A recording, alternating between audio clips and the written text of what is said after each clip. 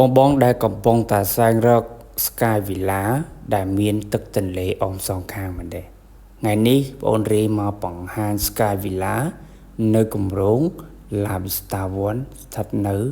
ជ្រោយចង្វាគឺជាតំបន់មួយល្អមែនទែនសម្រាប់ការស្នាក់នៅហើយនេះជាប្រភេទ Sky Villa នៅលើអាកាសដែលមានទំហំ330ម៉ែត្រការ៉េយើងមាន3បន្ទប់គេង3បន្ទប់ទឹកចំពោះតម្លៃ unit Sky Villa មួយនេះលក់នៅក្នុងតម្លៃ$1,208,000ខ្ញុំសូមបញ្ជាក់តម្លៃនេះមិនមានគ្រឿងសង្ហារឹមនោះទេបងចំពោះតម្លៃទុកម្ល៉េះសិនសំខាន់ណាមកមើលការ decor នៅ unit Sky Villa នៅគម្រោង La Vista One សិនព្រោះការ decor unit ផាន់គាត់នេះគឺស្តង់ដារខ្ញុំធានាថាបងមកមើលហើយដកចិត្តមិនរួចតែម្ដងព្រោះ decor ផាន់គាត់គឺព្រឹត្តព្រិញ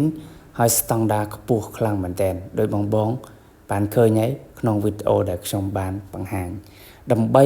កាន់តែច្បាស់ពី unit Sky Villa អាចមកមើលផ្ទាល់ជាមួយខ្ញុំបាននៅគម្រោង La Vista One ប្រភេទ Sky Villa យើងមានទំហំចាប់ពី260ម៉ែត្រការ៉េទៅ330ម៉ែត្រការ៉េបងចង់ដឹងច្បាស់អាចឆាតមកសួរបងអូនរីបាន